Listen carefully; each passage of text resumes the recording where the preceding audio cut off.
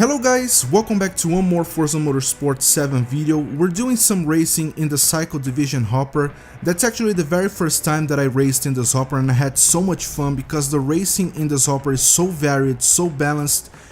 Every race is set on a different track and on a different division, so the game forces you to choose a new car at every race within the division. We're gonna be doing the first race in Dubai in the Dodge Viper.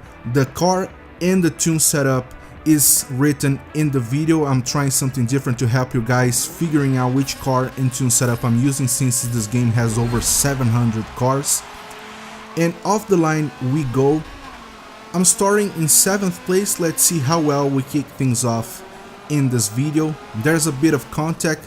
This Porsche, I don't know if it was intentional or not, but the GTR kinda rammed, it made contact. I was gonna say rammed, but it was just a light contact, and suddenly he turned over to the left and ended up colliding with me. But we're in 6th place. This guy is really slow. He was holding me off pretty bad, and I'm so anxious to get past this guy because I know there are some people behind me pretty close, and I don't want to risk getting rammed off the track. Well, there's no off the track in this track in particular, but you know what I mean. I don't want to get rammed off into the wall. But we managed to get past that guy just fine, and we're in 5th place. This car is really good in this tune setup. It's very planted. It's not the fastest car, but it's very good all around. It can keep up with some of the fairly fast cars in this division for sure. But you need to keep an eye out on your throttle control, because as you come out of the corners, this car tends to slide a little bit. I'm running with traction control off, manual with clutch, just so you know. So you need to be careful with your throttle control around some of the corners. There's a battle going on between the Corvette and the GTR ahead of me. These guys are gonna lose time as a result, and of course we're gonna benefit from that immensely. As you can see, I'm starting to catch up with these guys. They made a little bit of contact there. I don't think that was intentional though. And I'm gonna try to lunge on the inside. Let's see if it works. It didn't. I kind of backed out a little bit because I felt like I felt that I was gonna make contact with the Corvette, so I didn't want to screw my race up, nor his. He goes a little bit into deep though, and somehow he managed to keep the position. I don't know how he managed to do that by going that wide. These guys are starting to slow me down as well, but I'm not that worried because I have a decent gap between me and the 6th place, so I'm not that worried about that.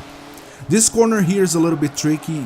You need to be really careful around this one, otherwise your car is gonna spin out. That's pretty much what's gonna happen if you get on the throttle too early. I was hoping to get on the inside, didn't work, actually outside, and I decided to back out a little bit. I was a little bit tense. These guys were a little bit over the place, so I wasn't sure whether or not it was lack of ability or just this guy's trying to block me off.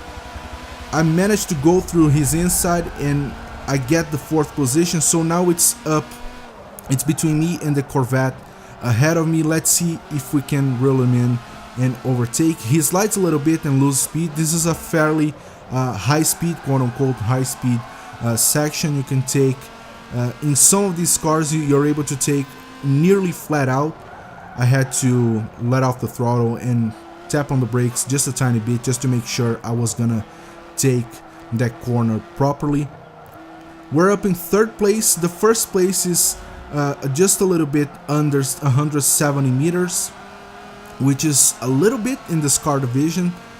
Might be maybe 3 seconds of difference between me and the 1st place. So before I focus on the 1st place, let's see if we can reel the 2nd place to begin with. Otherwise there's no point in looking for the 1st place at all. This guy is driving a Porsche. I don't think I've ever driven this Porsche in this division, at least not online. He goes a little bit too wide, and I cut on the inside and get to the 2nd place. Let's see if we can pull ahead and create some distance between us and him. And looks like that's the case. I'm gaining on him fairly consistently, and now I'm gonna try to reel the first place in. As you can see, he's losing a lot of speed. I don't know if he was just nervous because he could see that I was gaining on him fairly quickly, or if it was just a lack of consistency around the track because he doesn't know it that well. But one thing that I do notice in racing games in general is that usually when the first place has a decent gap from the get-go and suddenly he starts losing it, he's gonna start losing his consistency along with it, because he's gonna get nervous that he might get overtaken at any moment. And that's where the danger is, because usually when these guys get nervous, they sometimes try to pull some nasty moves against you just to try to hold you off from taking their position. I'm taking it nice and slowly, and let's see if I can cut on the inside, and yes, it did work. So the first place is mine. Let's see if I can pull away and keep the first place without having to worry so much about him overtaking me back. I go a little bit too wide in here. I was a little bit worried that he might try to ram me, but thankfully he didn't go. He seems to be a fairly clean racer after all. He could have gone for a move there to try to take me out, but he didn't. So I think overall in this lobby, most people that I was racing against were clean racers. Of course, there were some people who joined in later that were a little bit on the dirty side, but overall it was a nice clean racing, and I really enjoyed the quality of the racing in the cycle division overall. I raced yesterday for about, I think, 4 hours straight. Didn't have much issue. Of course, I had some rammers in certain lobbies, but out of all of those 4 hours, most of them were really quality race against some fairly quick people in some of these races, so it was a really enjoyable experience. And before I tried the cycle division, my favorite division was the endurance GT, because you had some level of strategy that you find only in Gran Turismo Sport, where you have to pit. You don't have to worry about your fuel usage that much, because the races aren't that long, so that you may run out of fuel like you do in Gran Turismo Sport, but there's an obligatory pit stop in the race, so there's a level of strategy that you need to think about when you're racing, and I find that fun, and the races are long, so I enjoy them. That was a fairly easy first place win. Moving on to the second race on the newly released Porsche. You know how some people lack the skills and talent in some stuff? So that's me in the tuning department. I completely suck. I created a tune, I attempted to create a tune for this car in the hopes that I would get something decent, and it was awful. Thanks to this tune setup that I did for this car, this might be the clumsiest race that I've ever done in Forza. Man, you're gonna see how clumsy I race in this video in particular. There's of course a level of clumsiness going on, because this car doesn't seem to be that easy to control, the Porsche. I don't know about the yellow car that I just drove by, but man, with the tune setup I completely screwed up the car, so please don't download it. I even made the mistake of making it available for download. I need to remove it, I need to remind myself to remove it later, but please don't download it because it sucks. And on a straight line, this car is really quick because this is a Le Mans car, so that's to be expected. But around the corners, this guy, he makes contact with me a little bit. I don't know if it was intentional or not. Doesn't look like so, otherwise the damage would be, I don't know, greater. But you're gonna be seeing a lot of clumsy moves, a lot of clumsy lines, a lot of clumsy braking. And overall this car just turned into, I completely destroyed the car with my tune setup. And it's gonna be interesting in a sense, because I'm gonna have to battle to keep the first place throughout the race, because I'm gonna screw up so much in so many different places that at some point I'm pretty sure that people are gonna start to catch up with me. And the last pack that they released, the Top Gear car pack, was probably one of the best car packs that they've released so far for Forza Motorsport 7. It had some really nice cars that didn't have any of the vans or any of the trucks that they added in the past packs, and it was some really nice cars. I think the highlights of this pack are this Porsche, the Porsche GT2 or GT3 RS. I don't remember. There was a new Porsche, a brand new 2018 model Porsche in the pack. There was the Ferrari Superfast. Look at what I did. I just, man, when I start braking in this car, the car wants to turn to the side. So you need to be careful how much brake you apply around the corners, because this car is gonna try to turn in by itself, and it might throw you off a little bit. But back on the car pack, so there's the Ferrari Superfast, which I think is the nicest car of that pack. There's the new McLaren as well. So overall, it's a really nice pack.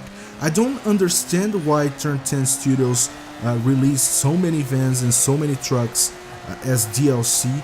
Maybe they're planning an off-road expansion, I don't know. It would be nice to have one, just to see how the game would play out with the physics and all that stuff. I would be really curious to see how the game would feel in an off-road environment, especially when it comes to the handling of the cars. But I don't know, unless they're planning to release an off-road expansion pack, I don't see much sense in adding those type of cars as DLCs, as paid DLCs to begin with. So I don't know, it doesn't make sense to me, but they might have other plans that we don't know about yet. So let's wait a couple months, because they're planning on supporting this game for maybe the next 2 years. And I don't know, I watched the live stream where they talked about the upcoming features that they're gonna be releasing over I think the next 6 months, if I'm not mistaken. And I don't know, it came across like they're trying to keep people playing Forza 7 for at least 2 years, because as I said in one of my previous videos I released, I think about 2 weeks ago, where I talk about this very live stream, if we follow the current schedule, the schedule as it is, we have a Forza Horizon 4 coming up later this year, and if we keep the tradition, we would see Forza Motorsport 8 by the next year. But there are rumors of an upcoming new Xbox coming out in 2020, and if that's the truth, then the build game that would come out along with the new console would be a Forza Horizon 5, and that goes against with pretty much Microsoft has been doing, pretty much everything Microsoft has been doing over the last few years. Usually the game that debuts along with the new console is the main Forza Motorsport. So I think that they're planning on keeping support for this game for the next 2 years, just so that they can get enough time to work on Forza Motorsport 8 to release alongside the new console. I completely screwed up again. I screwed up so many times over this race that the guy in second place is starting to catch up with me, and at this point I'm on my last lap, and I'm thinking to myself, I need to be really careful around the corners, because this guy seems to be consistently gaining on me around some of these corners. So if I'm not careful, and there is a guy right behind him, so if I'm not careful, I might lose 2 positions in this race before it's over. And there's a back marker on that back straight. So man, at this point I was really tense, and as you can see, he's just 24 meters behind me, and you can see how much he gained over the last section. Of course, over this section I'm gonna gain over him, because straight line speed is one of the strengths of this car. I would say the only strength, actually, because I don't think there are any other upsides on this car, to be honest. Or maybe it's the tune setup that completely destroyed this car. I forgot to drive it at stock configuration just to get a feel for how the car handled. Of course, I driven while I was tuning, but not an entire race. That's what I'm talking about. And I just about managed to avoid the tire wall and keep the first place. Moving on to the third race of the video around Circuit de Catalunya, I'm driving the 2010 Maserati GTS Forza Edition. This car seems to be built for drifting, but weirdly enough, I enjoy the way he handles. And man, this guy drives straight onto the back of that BMW. He seems to be a fairly dirty racer. That wasn't an accident, I think. I don't think anybody can miss their braking point that badly. And this guy is all over the place. It wasn't his fault though. But I lost a lot of time over that section. The guy in the first place, I think, is driving a BMW. This guy drives straight onto the tire wall. I don't know what the hell happened back there. And I'm a bit wary of this guy because he was the one who drove onto the back of that car on that first corner. He goes straight out of the track. Maybe he's driving with the line off. Maybe that would explain why he missed his braking point so bad. But I don't know. I would assume that most people playing this game use the line on. But I don't know. But anyways, thanks to that huge mass, people missing their braking point so bad, I managed to get up to second place fairly quickly, which was completely unexpected. I really wasn't expecting to regain some positions that quickly. And now it's a matter of trying to catch up to the first place. I said that he was driving a BMW, but I think I'm mistaking it by another video because I'm not sure. That might be a Cadillac. Yeah, I don't remember exactly. I go a little bit into deep here, nothing huge. Made me lose a little bit of time. It looks like my car is actually faster than his around the corners, but on a straight line my car gets its ass handed over to it. I don't know if that makes sense at all, but yeah. But anyways, there's a lot of things about this car that feel a little bit off. As I said, weirdly enough, I enjoy the way the car handles, even though it looks like it's built for drifting. It has a wide body kit. I don't understand anything about drifting, so I might be talking crap here, but I always associate wide body kits with drifting after all, so I don't know if I'm talking about is actually correct. But this car is a little bit on the stiff side. That's what I'm talking about. I usually don't like stiff cars. I tend to prefer oversteering cars over understeering cars, and this car actually falls into the understeering category. It can be a little bit tricky to take around the corners, especially so when you have hairpins in corners like that. But I don't know, I find the handling this car to be fairly enjoyable. We have 2 more laps left, actually about 3 laps, because we have this one, then the 4th and the 5th. So a little less than 3 laps left to go. I'm trying my best to catch up to this guy, but since this car understeers so much, I can push too much around the corners. Otherwise, I'm gonna pretty much be off track most these corners. Looks like we're gaining on him actually. As I said, my car is actually faster than his around the corners, and at that point, I think, yeah, he's driving a Cadillac. I could see it. And Cadillac seems to be a very popular choice in this lobby. And to be honest, I was trying to find the Cadillac in my garage, but I had 3 Cadillacs and I wasn't sure which one was the best that people usually use around these tracks in this division. So I ended up settling for the Maserati, which is a car that I'm familiar with and that I actually enjoy driving, even though it's a little bit on the slow side. We just crossed the line into the 4th lap. We're still in 2nd place. Looks like all the time that we managed to get back around the corners is actually lost on the straight sections of this track, because the Cadillac is actually a beast on a straight line, and is also pretty decent around the corners as well. On this corner, I'm always tempted to take it nearly flat out, just letting off the throttle just a tiny bit, and as you can see, I almost screwed up because I was so excited, I was so anxious to try to reel him in.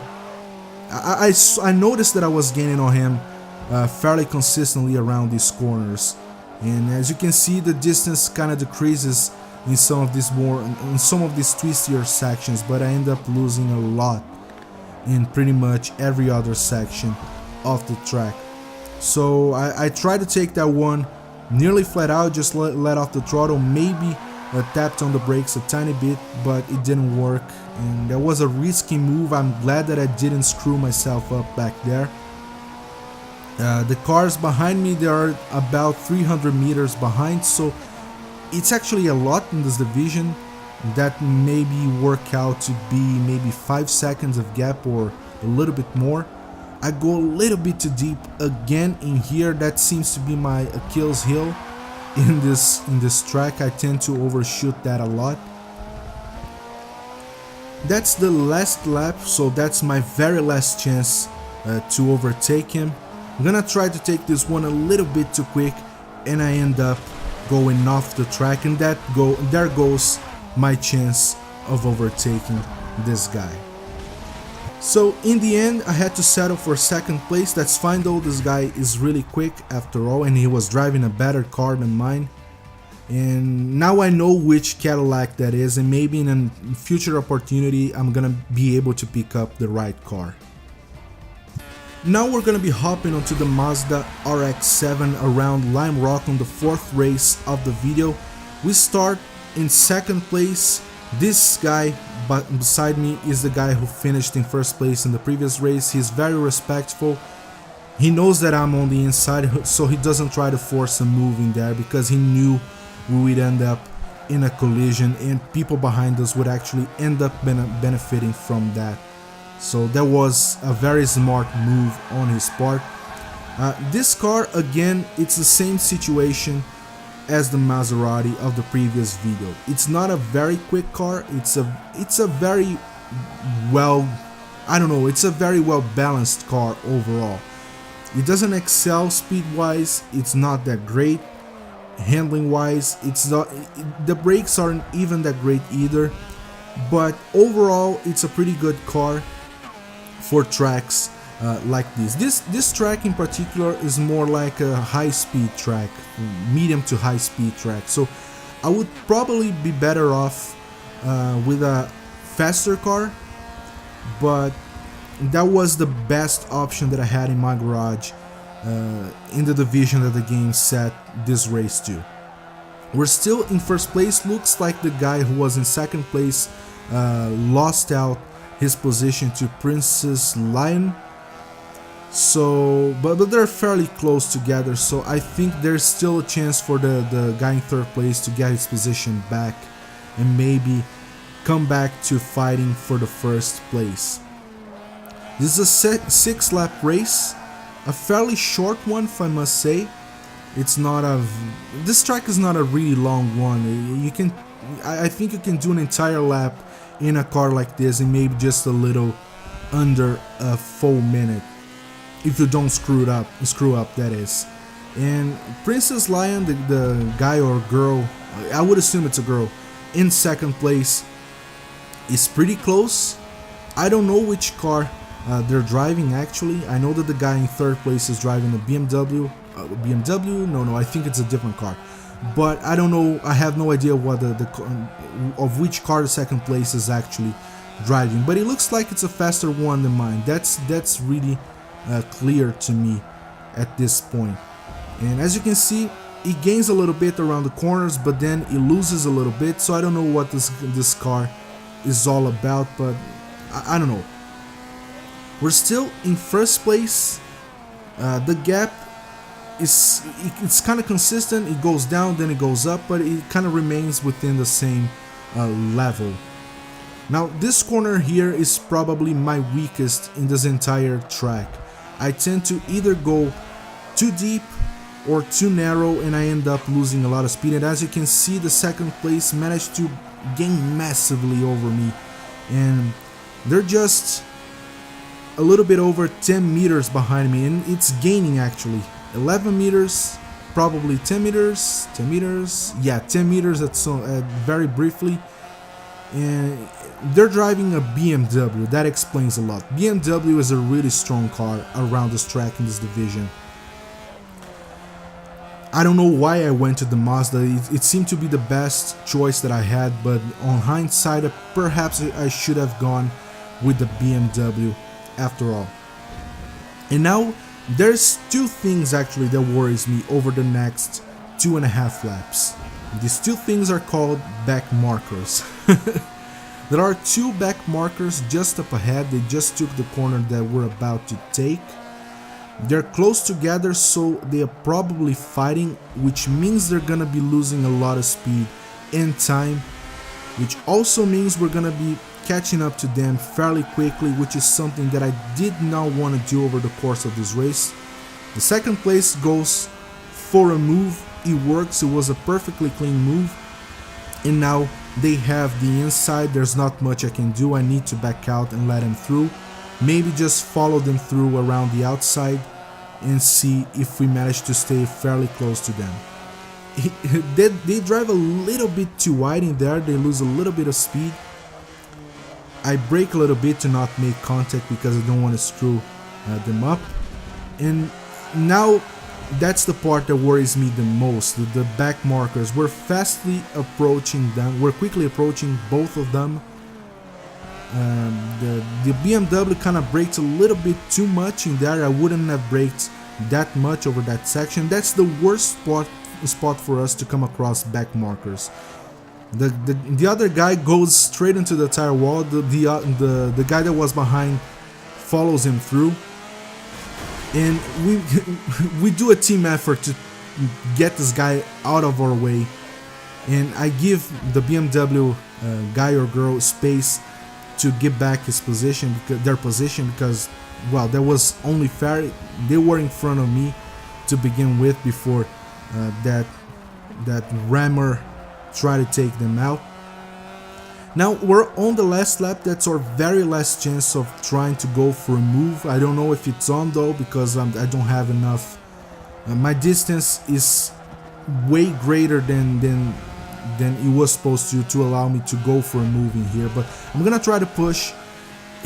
They dipped two wheels into the grass and just about managed to keep the car under control. That was a very nice regain of control over that section. I make a mistake in here because now it was my turn to dip two wheels into the grass. I tried to cut on the inside.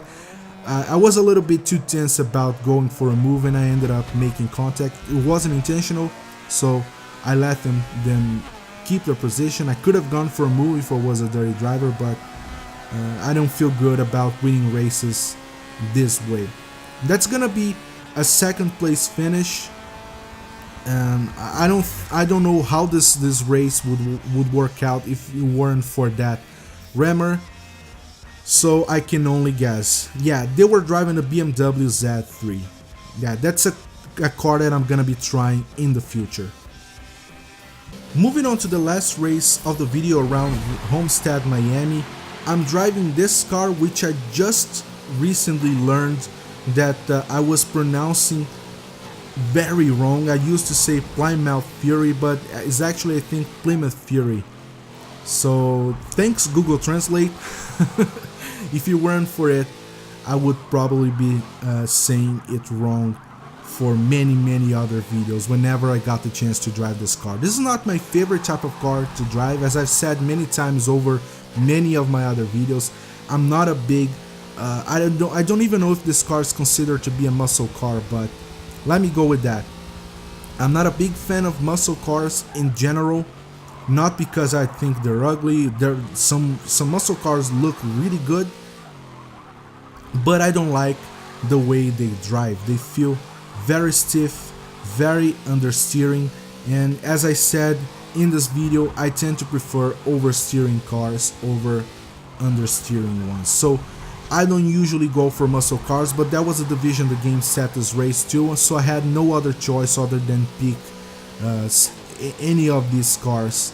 In this race, the entire race is gonna go to show that defensive lines can help you keep your position and win the race, even though you are clearly slower than the guy directly behind you. So you're gonna see me taking a lot of defensive lines here.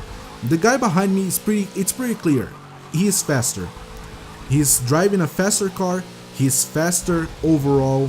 He has this car much more in control than I do mine. But you're gonna see that I take defensive lines over the entire race. As you can see, I don't leave him enough space to go for an overtake. I close off the gaps and don't leave him enough space to go for a move. And as you can see, he's pretty close behind. He's just about 30 meters behind, now 22, and he's gaining on me over these sections. And I think on a straight line my car's a little bit faster than his. I don't know which car he's actually driving, but yeah, my car is gaining a little bit over him over the straight section, but that's not gonna be the case around the corners. My car is very heavy. Perhaps I could try a couple of different tune setups to see if it lightens up the car a little bit, if it makes it a little bit easier to drive, but overall this car doesn't feel that great to drive. That's what I think about this one in particular. There are other muscle cars that they don't follow the standards for muscle cars as I have them. Like some of them, they feel really good to drive, surprisingly enough, with the right tune setup, but this one, yeah, I'm not about Plymouth Fury at all. And I cut the corner. There was a pretty debatable move on my part, but I gotta say it wasn't intentional. I got a little too eager to turning around that corner, and I ended up turning in too soon and probably put all four wheels of my car onto the grass. That was considered to be a dirty lap, and I'm starting to pull away over the straight again. We just have a little bit under 2 laps left to go. I'm still sticking to my defensive lines. It's working, but I cannot deny that throughout the entire race I was a little bit too, I don't know, afraid that this guy was gonna try to go for a move. He did make contact back there, but I don't think it was intentional. His car seems to be better in the acceleration department, so he probably got on the accelerator earlier than I did, and that's what caused the light collision back there. He's saying something in the audio. I couldn't hear him. Maybe he was calling me names or just thinking that I was so damn slow. But I promise it's the car. I'm not usually that slow in Forza. And I think that was the closest that he ever got to my car. He's just 7 meters behind me. I don't know how much that works out in feet, but yeah, I come from a centimeters based country. Brazil is centimeters, not inches or feet, so I apologize to the American viewers that might struggle. That's something that I'm really curious about American culture. Do you guys learn the imperial and metric measurements at school, or just one of them? Because I sometimes see American people saying centimeters and kilometers, and sometimes I see American people saying miles in inches and feet. So I don't know which one you guys learn at school, but if you're an American and you're watching the video, let me know in the comments down below, because I'm kind of curious. I never really thought about that, to be honest. This guy keeps pushing. He's trying to go for a move here, but as I said, I'm not leaving him enough space. I'm covering all the bases here, and he tries to go around the inside, and I think, yeah, I'm gonna have the upper hand here because my car has faster speed on a straight line, and that's to show that defensive lines do work around faster people than you. He was driving a Corvette 53. That's a car that I'm gonna be trying in the future as well. I always keep an eye out for cars that people are driving in lobbies, because it gives you a pretty good idea of which cars are actually better suited for certain tracks and certain divisions. But anyways guys, that's all I have for this video. I hope you enjoyed the video. If you did like the video, hit the like button, subscribe to the channel for more Forza Motorsport 7 content, share the video with your friends and on your social media. It helps me out a lot and I really appreciate the help. Follow me on Twitter and Instagrams, the links are in the description down below, and I hope to see you guys in the next one. Bye.